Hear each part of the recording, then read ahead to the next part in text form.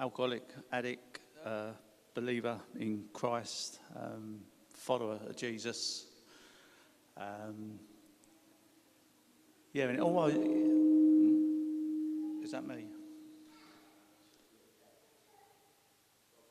Yeah, and it always underwhelms me a little bit when I say I'm a believer in Christ, because I've seen so many miracles. You know, I like to think of what Carl Jung said, who's mentioned in the big book of Alcoholics Anonymous, when he was interviewed right at the end of his career, and they tried to catch him out at the last.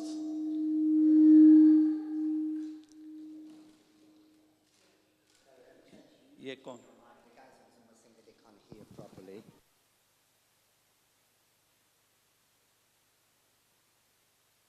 One, two, 1, 2. Keep it really close to your mouth so the guys are. How is that? Is that okay?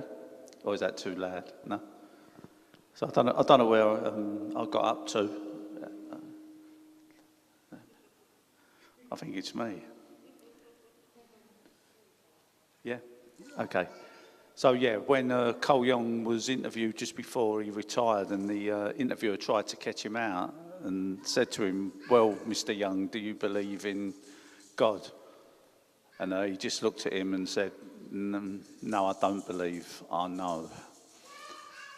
And it sort of like stumped the interviewer. And the reason why I say that is because of my time in recovery. I've seen so many miracles, and I think we use that word too lightly. The word miracles used in our promises, in the 10-step promises, and even when I look back at my own life, for me to be standing up here tonight, alive, can openly say in front of people that I know, I follow Jesus, I love Jesus, he's the biggest part of my life today, and as long as I keep it that way, everything else seems to fall in place, and that's quite funny, that, isn't it, you know? So just a little bit about myself. I've been in recovery a while now. It was never on my resume that I was going to join Alcoholics Anonymous, and the guilt and shame when I ended up being dumped at the doors of Alcoholics Anonymous was horrendous. I thought, if anybody sees me going in here, what has it come to, me being in Alcoholics Anonymous? The ego as wide as, a massive river, and not knowing it. And I always say that, and I say it a lot with addiction, we're battling against an illness that we don't know that we've got. Certainly with alcohol, and alcohol was my primary drug. It sort of like done everything for me, although there was always other substances, and I was addicted to everything. Certainly, women and lusting and buying stuff and, just everything. And looking back with this illness is, when you do eventually come out of it, the paradoxes are massive.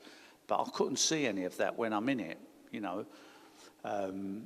I was born not far from here in Stepney, done all my growing up in Stepney, Wapping. And as far as I know, I was just a normal guy, You just had my, hang out at a primary school, went to secondary school. That's when I sort of like grew up, That's when I remember having my first real fight. Enjoyed it, become a bit of a bully, and at the age of sort of like 13, coming on 14, had my first drink, and looking back, I had lots of resentments because I was a September baby, so all my mates was in the year above me. So when I started secondary school, we were the first term that ever got a fifth year. So all my mates was leaving sort of like in 3 years, and I had to do 5 years, and I could never get my head around that. But So my biggest out in life really was sport. You know, I wanted to be a professional footballer, like every kid in the East End did, kicking the ball around. And I was fairly good. You know, played for the schools, played for East London, played for London. And I really wanted to be a footballer. But I can profoundly remember what I call my first drink. It was at a party when I was about 13. It was on a Saturday night. I rocked up there with me 2 big bottles of Woodpecker, me Motown record under my arm, because all my mates was into Rod Stewart and Thin Lizzy and all that heavy metal sort of like music. And I turned up with my Motown record, starting drinking this Woodpecker cider, and it done something to me that I thought I'd found the fountain of youth, because I completely changed. You know, in the space of a couple of hours, you know, I'd become a better dancer. I was the best looking guy at that party, and I was definitely the best fighter. And, you know, from that bit of timidness I didn't know I had gone. My elbows come out, and there I was pushing all my pals away from the record player and their Rod Stewart, Maggie May records, and on went my Motown, Marvin Gaye records. And there I was dancing away like anything. And I can remember, whatever time it got, my mates started nudging me and saying, come and tell, we've got to go. We've got a big game over East London Stadium tomorrow. We was playing Liverpool in the semi-final of the National Cup. And I was going, what are you going home for? The records are still on. There's drink there. And they're going, no, we've got to go. We've got the game tomorrow. And I went, yeah, I'll see you later. And I stayed. I thought, what are they going home for? And I realised now I must have been an alcoholic from my very first drink. You know, it done something to me. I have an abnormal reaction when I put alcohol in me. You know, I'll get an in-control feeling. You know, I want to carry on. And, yeah, so I stayed out most of the night. And needless to say, the next day I didn't make that semi-final. And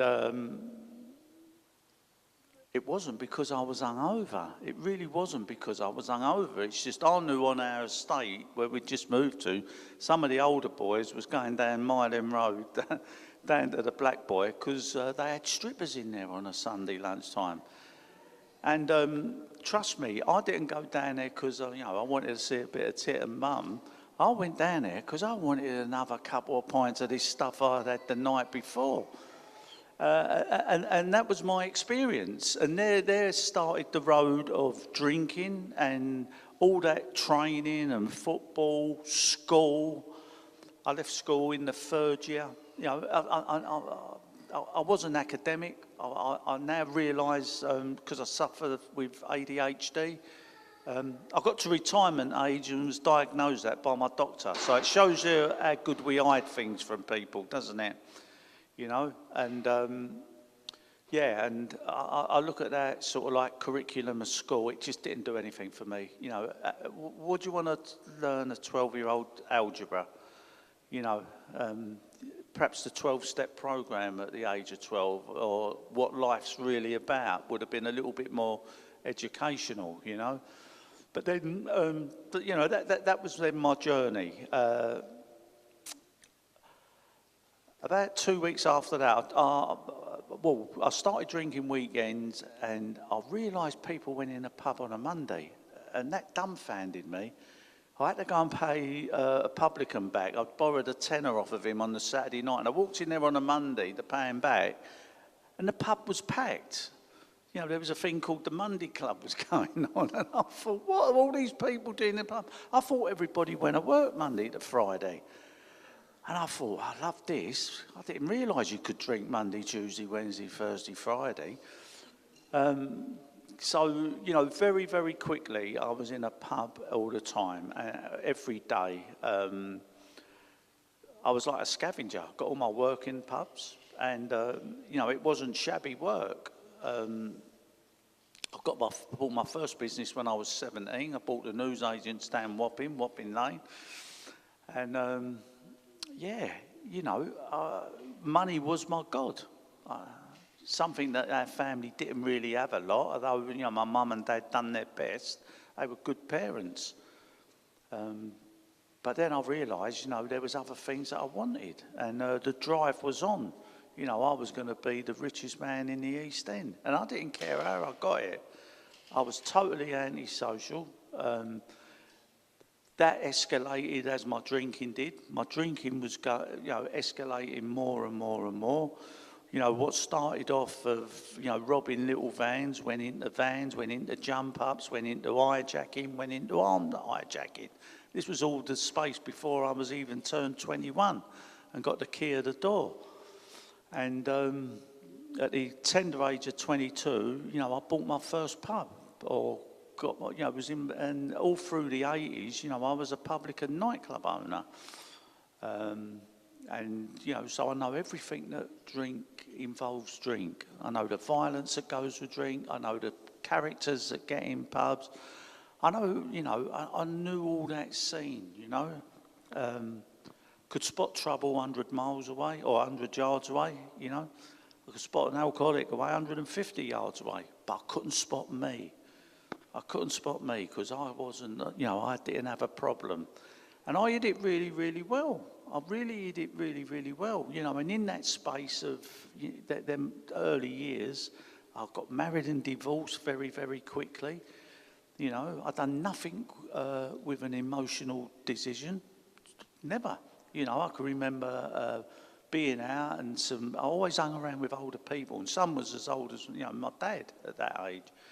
You know, I remember talking in a club one night and they were saying, you know, everything's getting a bit warm. Why don't you get married and move out?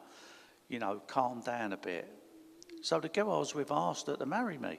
You know, there wasn't an emotional thought or feeling went into that, you know. And all of a sudden I'm married and I thought, what have I done this for? You know, because she asked me where I was going. Well, where are you going? I said, what do you mean, where am I going? I'm going out. She said, you're married now. And that was the end of that. And it gets a laugh, but it's sad, really, you know, that you think you're living that real life. And but that was the way it was, as, you know, where I was and where I was brought up from. You know, we call it criminality and gangsters, and it's everybody. When I say everybody, that's too broad a statement, but the East End was just full of people trying to earn a dishonest living. It was probably might be something to do with the docks being in this area or something. And I just loved it. I loved being in the pub game. And then when I got out of that, I thought, I know what I'll do now. I'll retire. I'll never go in a pub again. And, you know, a couple of years later, after having to go on the run in Thailand and spend a couple of years out there, I come back, I served. It's always a prison sentence for the thing you never did. And I can honestly say that today, that I ended up with a 6-year prison sentence, which got quashed at the High Court. But it was for something I didn't do, you know. But they got their year out of me because I ended up doing about 11 months in prison. And do you know what? When I look back, and I've done it on my 4 and 5, I enjoyed that. And when you say that to people that have not been in prison, they can't understand that, you know. I know it was a couple of Christmases ago, we was playing a Christmas game. As if you had your life over again, what was the 5 best things you'd do? And the first thing I put on was to have that year I had in prison. And they went, oh, stop mucking around, let's be serious. But I was being deadly serious because I thought I really enjoyed that year because I had no worries. I got me 3 meals. You know, I was fairly fit. They had a gym now. There was all the violence and all the, you know, and bless her, my other half, she says, that's where you become an alcoholic. That's where you cross the line. Because we were drinking so much in there. You know, we had, you know, I was damn full open prison. We used to get all the blue vodka in, and I just loved it. I just loved it, you know. Yeah, so you can, you know, what am I trying to say? I was very mucked up and didn't know how badly I was mucked up. And when I come out of there, ended up going up the city and getting a business up there, and had another 25 years of my alcohol, drug addiction just rocketing through the roof. Totally rudderless I was. No conception of faith. God was a pound note was my God, and everything that went with it. But this illness is, very, very progressive. And I've cut a lot out, but, in the latter years when it started coming back to, to get me, it was quite vicious, As I say, the business up the city, I got so anti-social that even though I was a major shareholder, I was retired out of my business by the non-exec directors because they just couldn't have me around me. I was losing my mind without knowing it, and just couldn't go a day without drink. The days of being able to control that was gone. The hospitalisation started. A couple of times I was rushed into hospital. Second time, life support machine. And really didn't think that alcohol could do anything like that. And then about 6 months before I come into recovery, I collapsed. I'd lost the use of my legs, and I was rushed into hospital, bleeding by ambulance, put on a life support machine. I was on a life support machine for 3 days, come out of the life support machine, and I totally lost the use of my legs. And the neurologist who was coming around said that they were going to transfer me to an hospital for people that couldn't walk, and they started teaching me how to be in a wheelchair. And I can remember that night crying my eyes out in bed and praying to a God of my misunderstanding. How has this happened? How have I become a cripple? And I just, I can still remember it, crying, and praying, please give me the use of my legs back. Please give me the use of my legs back, and I'll never drink again. And I can only have what I later, 6 months later, when I first read the Big Book and read Bill's story, I had an experience like Bill did. I had a dream or whatever it was, a vision, but I just fell into the most deepest sleep, as though I'd gone back into my mum's womb. Can't describe it anymore. I just felt safe and protected, and I knew everything was going to be all right. I just knew it. I just felt warm, and everything was all right. And I woke up out of that, and it was the morning, and I just thought, I can walk. I know I can walk. And I got my legs outside the sort of like bed, and I was in Queen's Hospital in Romford, and they've got a big round thing where all the wards are on, and you can walk round the ward. And I got up and I started walking round this big ward, and I got back to my bed and I sat down because I was still really, really wobbly. And as I sat down, I looked up and the 2 doctors was there, the neurologist was there, and the physio. And they said to me, was that you that just walked around the hospital? So I said, yeah. So they said, do it again. And I said, okay. So I'd done it again, and these 2 doctors followed me around. And when I sat back on the bed, the neurologist, he looked at me, he said, I've been a neurologist for 34 years now. He said, and I've just seen my first miracle. He said, because yesterday, he said, you wasn't walking for a long, long time, if ever again.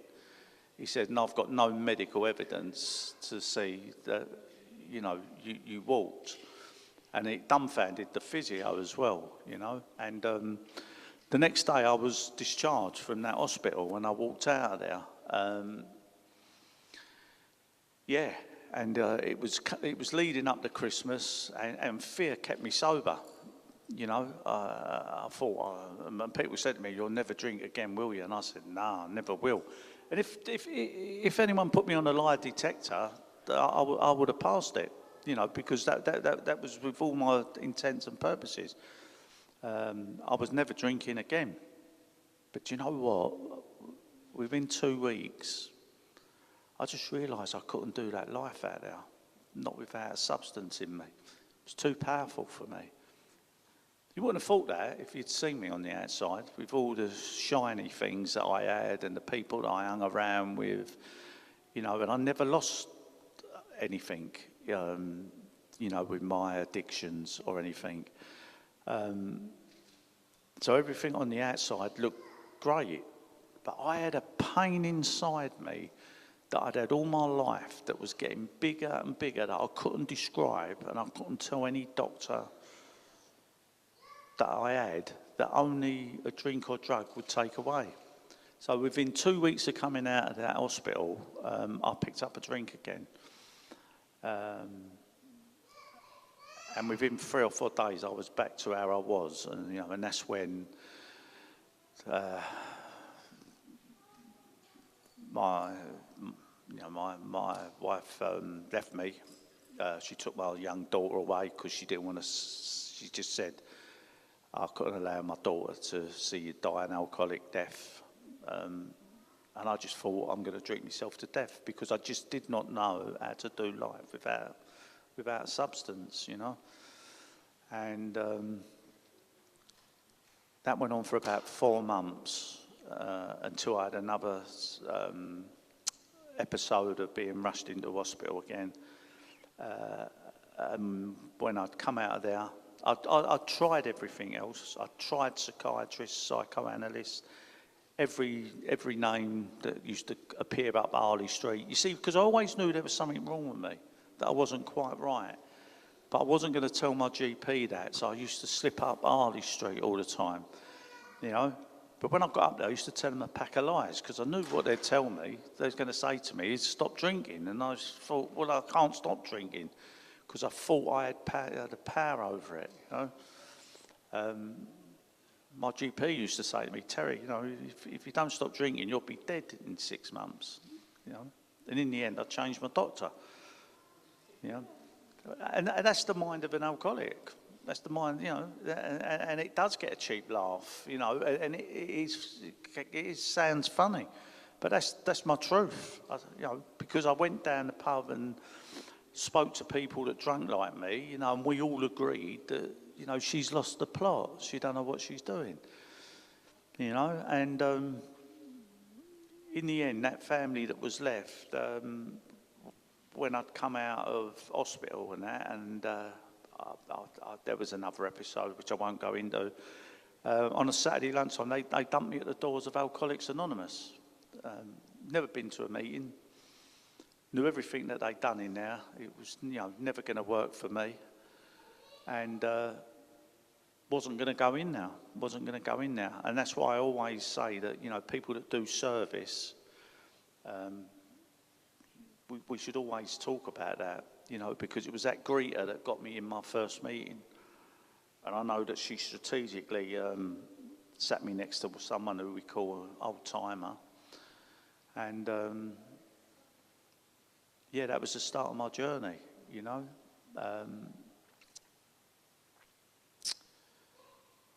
Was I fortunate? Wasn't I fortunate?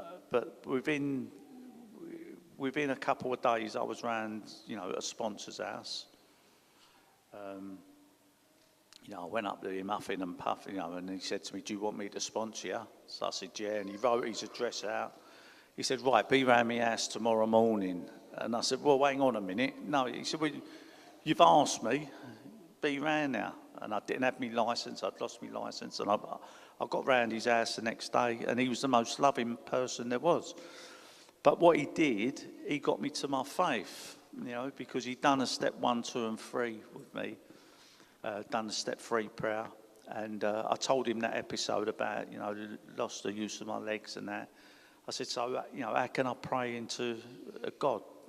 He's not going to believe me. And he was just laughing at me. And he said, God doesn't work like that.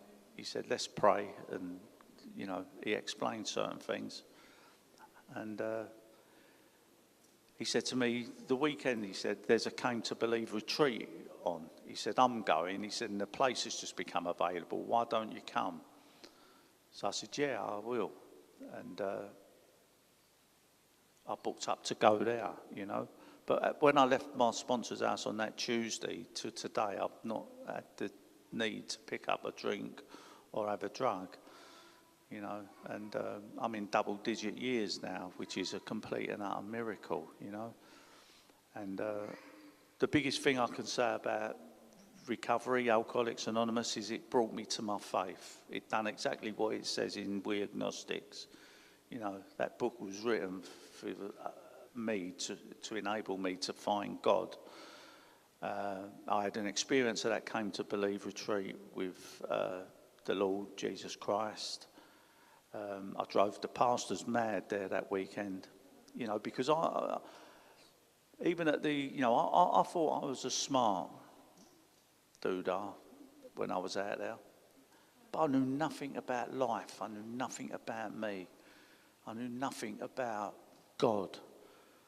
I didn't know where Jesus Christ fitted in. I thought Jesus was an adult fairy tale, even at, the age that I was. And I thought if certain people want to believe that and put their best suit on a Sunday, go to church, good luck to them. But when it was explained to me what the Lord can do, and knew that he had his hand on me all through, what I've experienced, told you there, and many other things, I thought, this is real. And, today I know it's real. And I've seen too many miracles on helping people, not only in the fellowships, but I do projects for the community alcohol team. And they won't let me go, or God won't let me get away from there. I've tried very difficult to get away all year, and I went to see them last week and to say that, I can't do it anymore, sort of like because other things have come up, and they said, please come back. And I said, well, look, I can only come back, and I give a few scenarios if I could come back. And I thought they won't do that because they're so rigid. But they have. They've said, yeah, to everything. And I know it's God's hand because of the work that we're doing now. He's bringing people to the fellowships and to Christ. And so, yeah, if anyone is struggling out there with addiction, you're in the right place. If you're struggling with faith, just hang around, because it's the most revolutionary thing that's ever happened to me. I just can't stop talking about it. I get very delusioned with the fellowships. I don't think they would have kept me sober on their own. I think they're great, don't get me wrong, I do. I love the fellowship. I love going in there. I've got great mates in there. We go in there. I've still kept my sense of humour. We have a good laugh. We have a laugh and joke. But when that meeting starts, and it's serious, I've seen too many people die, to take this as a laugh and joke. And so I am known as a God, part of the God Squad. I am known as the Big Book Basher. But that's all right. That's all right. I'm big enough and ugly enough to be able to handle that.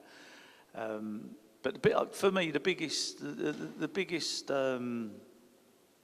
thing for anybody who's struggling is just ask someone to help you. You can pick bits up in meetings. You can, pick golden nuggets up and whatever. But when you sit down, one alcoholic to another, and you can have that chat and ask questions and let them tell you exactly what you're suffering with, because they know what you're suffering with, because that man knew what I was suffering with. I thought, how do you know that pain that I could never describe? And I said to him, how do you know I suffered? He said, because I've suffered that same pain. You know, but I don't suffer with that pain today. I don't suffer with fear today. You know, that's only because I walk in Christ, you know. The old me died, you know, but Christ lives within me. And yeah, I'll leave it there. Thank you.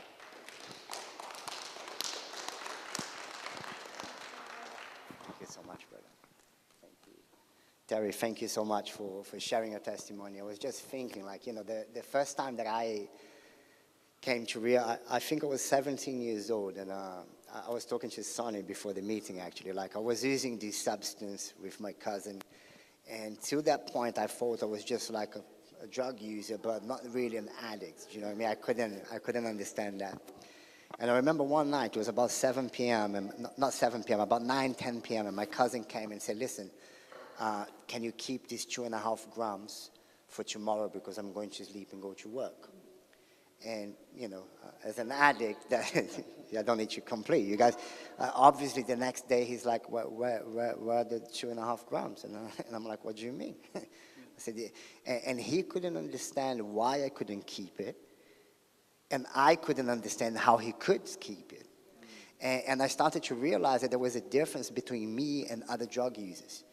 That they knew, like, they knew when to stop. They knew how to not touch the money that was meant to be for the rent. They knew that these money here, you can spend that money in there, you should, and I couldn't. And that's when I started to understand that there was something within me that didn't know what one means. Of anything. I don't know what one hat means, one trainer means, one girl means. You know, I needed more than one. And I think the other awakening for me was a drug dealer, a guy from Jamaica in Walthamstow. I remember calling him 8 times to get tenner. And by the 5th time, he was like, why don't you just call me and get 50 quid? And I remember telling him, I said, no, but I just wanted 10. And each time I bought another 10, I believed there was going to be just another 10. And, you know, those things started to show me, they're like, yeah, you don't know what one pint means. You don't know what one spliff means. You don't know. You promise before, like you said, you know, you fully, if there was a lie detector, you would be, you know, because I fully believed it was going to be the last one. And I'm just grateful for Narcotics Anonymous, you know what I mean? I love the fellowships. I've been to AA as well, but more like an NA guy. But I'm just so grateful because one of the things I was saying to Sonny is my whole life I thought I was the only one. I was the only guy that bought something for 500 on Monday and went to Cash Converters to sell for 50 on Tuesday. You know what I mean? I was like, no idiot do that but me. And then I'm reading the basic text and I'm like, actually, there is a lot of people like me. There is a lot of people out there that done as many crazy things that I've done and they suffer from the same compulsive and obsessive behaviors that I have. And the thing I really relate to what you said is I'm big on NA, I make meetings, I've got an NA sponsor, I work the steps, but I've been around enough to see what happens with people that are clean without God, and they're miserable. You know, Ralph shared his testimony last week. He was one of them, clean for 25 years, but the guy was miserable. You know, there was missing something, and I read the big book before, but I was making a list of things that the NA book said, right? Because it said in there, and I wasn't a Christian for my first 3 years clean. And it says in there that we've made the decision to turn our will and our lives over to the care of God. So it's basically telling us that our will is not good. We need to turn to God. And then it says in the beginning of the basic text that before the guys who opened the NA fellowship, started the fellowship, they got together and prayed, asking for God's divine principles to be active in their fellowship. And then in a chapter called the Recovery and Relapse chapter, it says, ongoing recovery is dependent on a relationship with a loving God. And I remember my sponsor saying to me, do you realize that he's not saying abstinence? It's not saying ongoing, it's saying ongoing recovery, which means changing your behaviors and your attitudes. It says for you to change, it depends on a relationship with God. And, you know, and there's another bit in the NA book that says we all suffer from a spiritual void that can only be filled by God. And it's mad that I read all that, but I try to fill with everything else but God. And my story is that, you know, there is a song a worship song that says, I searched the roads and he couldn't feel me. And that's my story. You know, I searched for girls, I searched for shopping, I searched for cars. I tried everything I could, even drugs, and he couldn't feel me. Do you know what I mean? And the mad thing is the fellowships are so clear that it's a God-given program. The